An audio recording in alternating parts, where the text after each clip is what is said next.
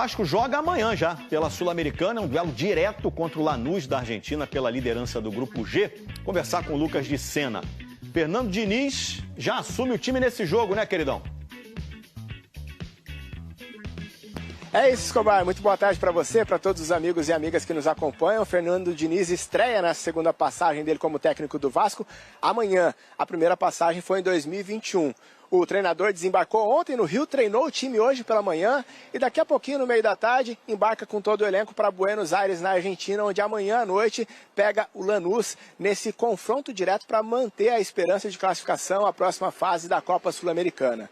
O técnico Fernando Diniz chega agora num momento de reformulação do futebol vascaíno. O Marcelo Santana, ex-executivo de futebol do clube, foi demitido ontem e o Felipe Loureiro, que estava como técnico interino, segue por enquanto como diretor técnico, mas essa função vai ser rediscutida com o Fernando Diniz e o futuro diretor de futebol que vai ser contratado ainda. O Pedrinho, presidente do Vasco, sonha em trazer o Rodrigo Caetano, hoje diretor de seleções da CBF, para essa função de diretor de futebol. Fernando Diniz assinou contrato até o fim do ano que vem, trouxe com ele 2 auxiliares e um preparador físico e chegou falando em retomar a confiança dos jogadores. Vamos ouvir. Vai ter muito trabalho e eu confio muito no time, confio muito na torcida, no torcedor. Eu sei que a gente tem que melhorar, a gente vai melhorar. E essa minha maior alegria é poder fazer essa conexão dos jogadores com o torcedor. E é isso, é muita alegria mesmo. E, é ver de Vitória e ver de Vasco. Vitória, Vascão, vamos pra cima. O Vasco está precisando desse otimismo aí de mudar o astral, porque a última derrota no Brasileiro foi feia, hein, Lucas? E só falando, gente, Felipe Loureiro é o Felipe Maestro, né? Todo mundo conhece, cria do Vasco, inclusive. Fala aí, Lucas, foi feia a derrota do Vasco? Hoje o Vasco completa um mês sem vencer, Escobar. São 8 jogos nesse período. No sábado, em Salvador, no estádio Barradão, contou com um homem a mais. O Mateuzinho, do Vitória, foi expulso aos 32 do primeiro tempo por uma cotovelada no Paulinho. Aí o Verratti aproveitou, abriu o placar, mas depois tudo desandou para o Vasco. O Renato Kaiser fez 2 gols e marcou a virada do Vitória por 2-1. O Vasco agora está na zona do rebaixamento no Brasileirão, é o 17º colocado e no desembarque dos jogadores na volta para o Rio depois dessa partida, houve protestos da torcida que acabou até entrando em confronto com a Polícia Militar. Pelo Brasileirão, o Vasco volta a jogar no sábado. Aí, aqui em São Januário, a volta para casa do time depois de 6 jogos longe daqui. Um abraço. Valeu, Lucas de Sena. Tomara que o astral já seja outro em São Januário. Um abração pra você. Na volta do VT do Vasco, sabe onde é que Flávio Vinicius está? Onde você estará amanhã? Amanhã. Na Argentina. Cadê o Vascão? Jogando no Barradão, o Vitória começou a partida assustando. Jamerson avançou pela ponta e chutou para a defesa de Léo Jardim. Na resposta do Cruz Maltino, o Ryan encheu o pé para a defesa de Lucas Arcanjo. E o vascaíno se empolgou quando o Mateuzinho foi expulso após cotovelada em Paulinho. Com 1 a mais, o Vasco foi para cima e Verratti subiu de cabeça para abrir o placar. O que parecia uma vitória certa virou um drama. Léo Jardim espalmou para dentro da área e Renato Kaiser deixou tudo igual. Léo Jardim espalmou de novo e Gustavo Mosquito mandou na trave. E mesmo com 10 em campo, Vitória continuou pressionando. Mosquito mandou de cabeça para Kaiser encher o pé, marcando o gol da virada e fechando o placar. Final, Vitória 2, Vasco 1. Uma palavra. Olha, a gente vai ter muita coisa para debater essa semana, porque segunda é sempre um dia mais apertado. Você prefere falar já do começo do Diniz ou desse jogo aí, Pedrosa? Eu posso resumir. Eu e Vene estamos aqui pra te escutar. Eu tô aqui pra ver um show, Pedrosa. Não, mas vocês querem o quê? Eu quero ver show. Vocês querem a análise do show. jornalista ou a raiva do torcedor? A raiva do torcedor. Dá pra fazer os dois, pô. Falta de vergonha, grupo fracassado. Gente, grupo fracassado.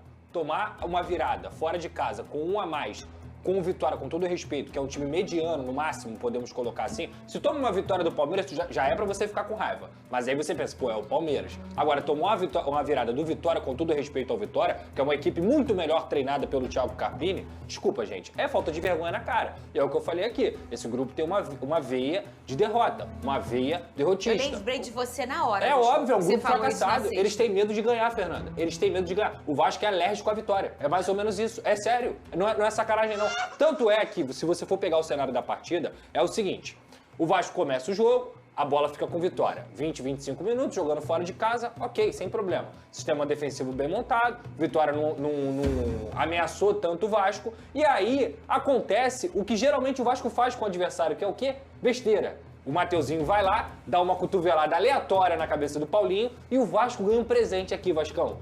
Um a mais na tua mão, meu camarada, pra você ganhar o primeiro jogo fora de casa. Vamos ver o que você faz com isso, Vascão.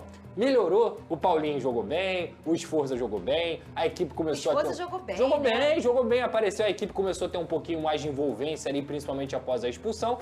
O gol sai do lado que é mais talentoso do Vasco, que é com Nuno, Coutinho e Piton. Piton cruza na cabeça do Verratti, sempre ele, mais uma vez, faz o seu 15º gol aí na temporada.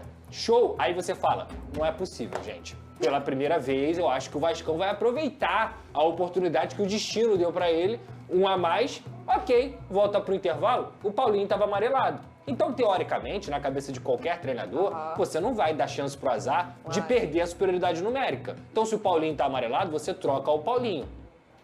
Mas aí ele me trocou o Paulinho pelo Hugo Moura.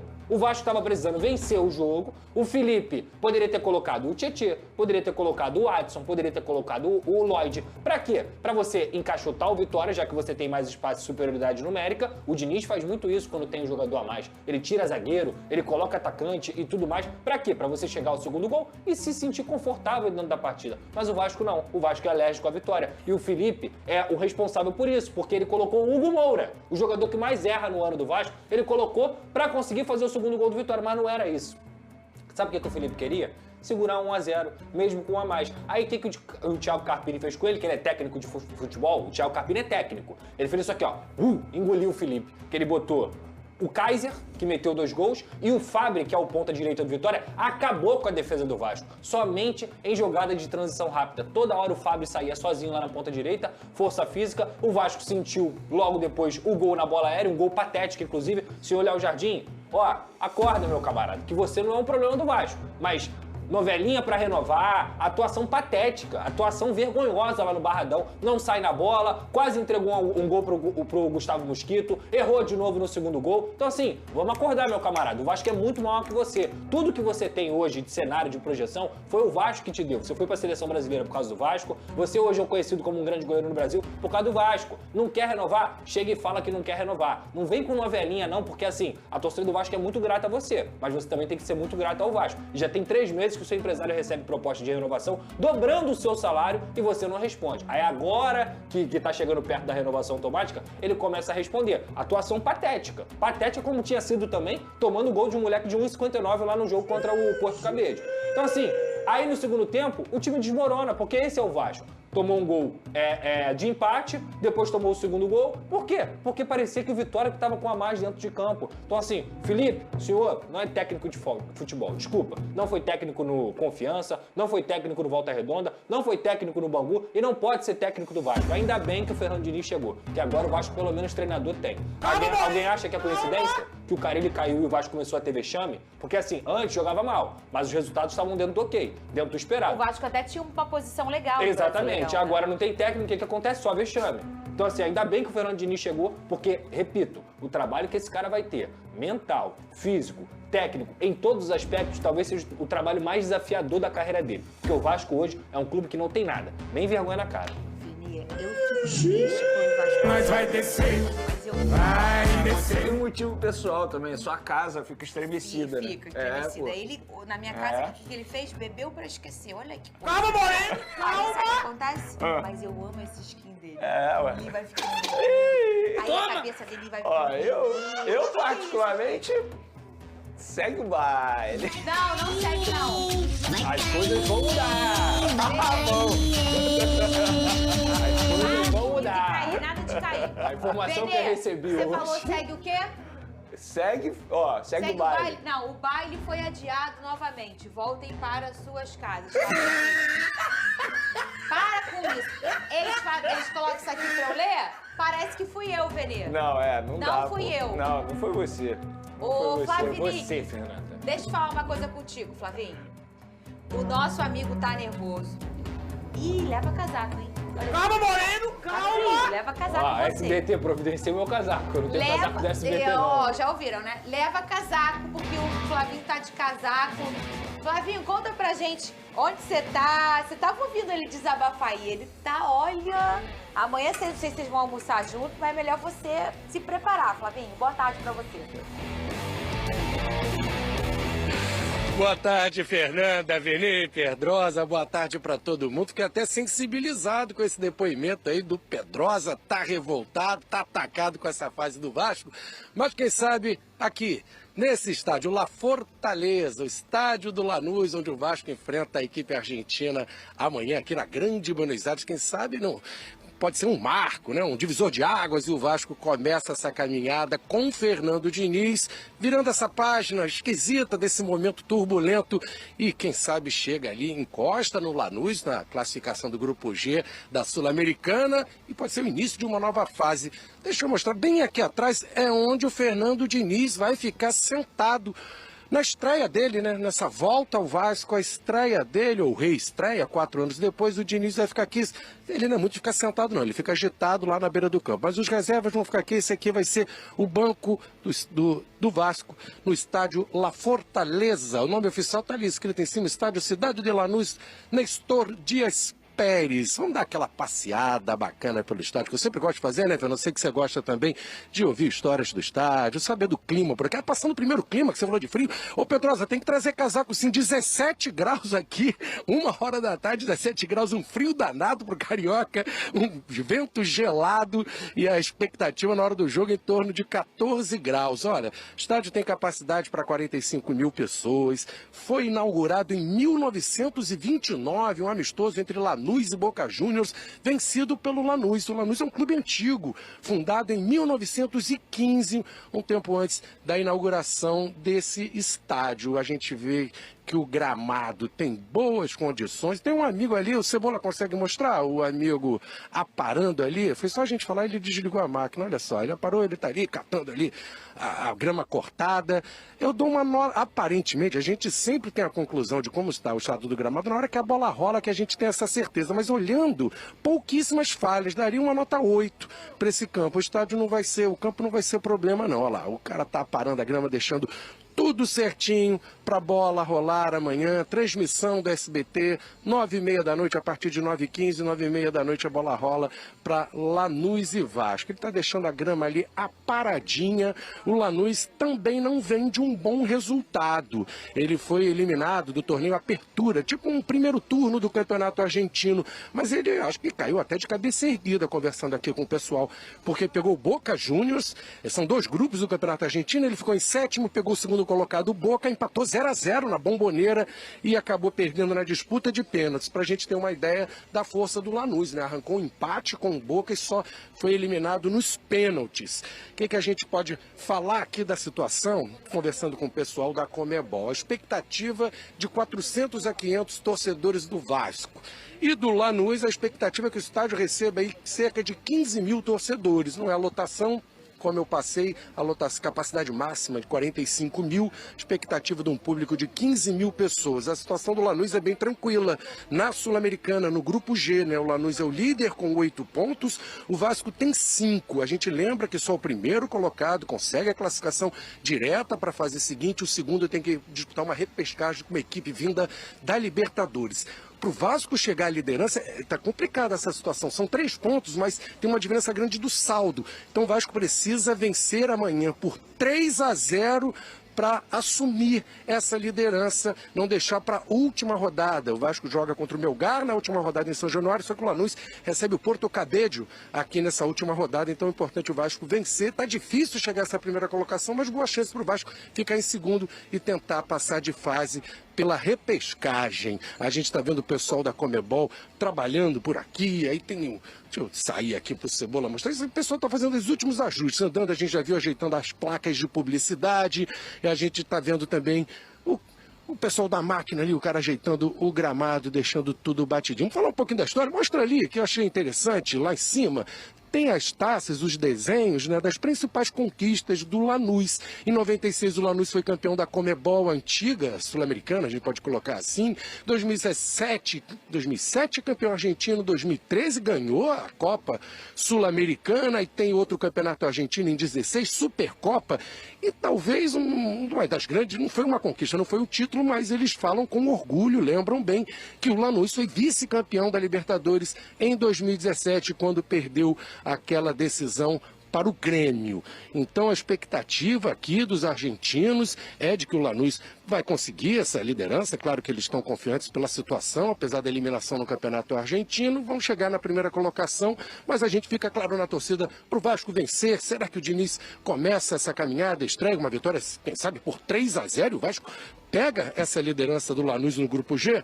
Vamos aguardar. O Diniz vai ter que contornar um ambiente, né, muito delicado, né? O técnico começa o trabalho hoje, lá no CT do Vasco, já teve, eu acredito, essa atividade pela manhã, e a gente aguarda a chegada aqui do Vasco, aguardo também a chegada do Pedrosa. A delegação vascaína chega aqui em Buenos Aires às 18h30, a gente já vai acompanhar a chegada do Vasco, vai mostrar ao longo da programação do SBT a chegada no hotel também. Tem torcedores do Vasco vindo para cá, que a gente sabe. Como eu disse, o pessoal da Comebol espera entre 400 e 500 torcedores vascaínos. O Diniz tem que driblar um momento conturbado também com os torcedores. Ele chega com crédito, mas claro que pega uma situação muito delicada. Teve um protesto, até de certa forma, né, violento, agressivo. Todo mundo não teve nenhum ato, nenhum contato direto com os jogadores, mas na chegada da delegação vascaína de Salvador, após a derrota para o Vitória, foi uma semana que o Vasco ficou fora e acumulou 3 derrotas seguidas, né? Perdeu para o Palmeiras em Brasília, perdeu para o Porto Cabello na Venezuela e perdeu para o Vitória no Barradão. E aí nessa chegada, protestos dos torcedores, a polícia teve que usar bombas de efeito moral para conter os torcedores que chegaram bem próximo dos jogadores que estavam dentro do ônibus do clube. Fernanda, estou aqui à disposição, só chamar. Pedrosa, traz o casaco, traz gorro, traz a meia de lã, bota esse pé quente aqui pro Vasco sair dessa, Pedrosa. Vem, amigo, vem que eu tô te esperando. E ele tem que ter gorrinho mesmo, porque ele não tem cabelo na cabeça e deve sentir frio, Veneno. Calma aí. Se um time que tem alergia à vitória, como é que vai vencer por 3-0 Vai lá? vencer. Olha, Que medicina é essa? Vitória Vascão. Chegou o Diniz, tá? vai vencer. E ó, Chegou o Diniz. Flavinho, se protege aí de frio, tá? Amanhã, anota aí. Delegação do Vasco chega às 18h30. Delegação de Lucas Pedrosa chega às 3 horas da tarde. Então vai ter festa também na chegada de Lucas Pedrosa, tá bom? E a nossa transmissão aqui começa às 9h15 da noite. Jogo 9h30, bola rola. 9h15, todo mundo de olho no SBT assistindo ao Vascão. E pode apertar aqui minha mão. Obrigada, Flavinho. 3-0 amanhã. 3-0. Pode escutar o que eu estou te O falando. SBT é o remédio da alergia. Verdade. É isso aí. Tá na Pedrosa, hora. o Diniz já começou a trabalhar? E exatamente. Como é que foi? Nessa manhã aí, o Teve Fernando muito Diniz... pi! É, isso que eu ia falar. Dessa manhã, Fernando Diniz já esteve fazendo o primeiro treinamento dele à frente do elenco. E o que eu ouvi foi o seguinte, Pedrosa, nos 10 primeiros minutos de treino, ele já tinha xingado os 10. É mais ou menos isso, assim. Ele se arrependeu, Pedrosa? De quê? De ter aceitado? Claro que não, pelo contrário, aqui é o jeito dele. Então, assim, eu espero que ele também consiga fazer um trabalho, como eu disse aqui, de recuperação mental dessa equipe, que é muito importante. A gente brinca com esse jeito do Diniz, mas o Diniz é psicólogo, então é um cara que tem um apreço muito grande da maioria dos atletas que trabalharam com ele. Manda um abraço pro Neguerê, que está assistindo a gente, está aqui no Rio, nosso companheiro lá do SBT de Brasília. E a outra informação que a gente pode dar aqui é o seguinte: Marcelo Santana foi demitido do cargo de diretor executivo de futebol do Vasco da Gama. Era uma mudança que já estava prevista para acontecer na parada para o Super Mundial, mas nesse momento o Vasco da Gama resolveu antecipar essa mudança de organograma. E o Vasco hoje tem um sonho, mira em um cara que está empregado simplesmente na seleção brasileira, mas que tem muito carinho pelo Vasco, que é o Rodrigo Caetano. Inclusive eu conversei com ele nessa manhã, tá? Mandei uma mensagem para ele para saber se o Vasco já tinha feito algum contato e tudo mais. Lembrando, o Rodrigo Caetano foi campeão da Copa do Brasil com o Vasco em 2011, é um cara que tem muito apreço dos vascaínos também, e ele disse o seguinte: hoje eu estou totalmente focado nas coisas da seleção brasileira, tenho um contrato com a CBF, mas você sabe que eu tenho um carinho enorme pelo Vasco da Gama. Nesse momento, nenhum contato foi feito ainda. Vamos ver o que acontece a partir de agora, porque a gente sabe que está tendo todas essas situações na CBF, de presidente ameaçado, de novo treinador e tudo mais, mas hoje nenhum contato foi feito, porém, repito, é um sonho do Vasco da Gama, é um diretor que o Vasco encara como agressivo no mercado, ágil e também tem muita cobrança interna. Então, é um perfil que o Vasco busca aí, apesar de ter já estudado alguns nomes para essa posição. Muita qualidade tem o Rodrigo Caetano, muita experiência, inclusive eu acho que ele foi ele que deu de forma midiática esse cargo no futebol. Verdade. Na passagem dele pelo Vasco, e depois disso a gente começou a reparar como é um cargo importantíssimo para a montagem de um muito elenco. difícil, tá, Fernanda? Só para deixar claro pra torcida. Rodrigo! É muito difícil. Parou! Não, calma aí. Parou o quê? O cara vai ter a chance de trabalhar com o Carlos Ele Ancelotti. tem um sonho, inclusive, de estar na Copa do Mundo. Olha, É sonho gente. pessoal dele. Agora, se ele cair, Não, e outra, Né? não é uma crítica ao Vasco. Eu acho que o Vasco tem que tentar os melhores. Eu sou sempre a favor de tentar os melhores. Mas se eu fosse o Rodrigo Caetano, tendo a oportunidade de trabalhar com o Carlos Ancelotti na seleção brasileira e a chance de ser campeão no mundo em 2026, óbvio. Eu tava tentando dar um gás ali pro nosso amigo. o Vascão tá te esperando, Caetano. É O Vascão isso. tá te esperando.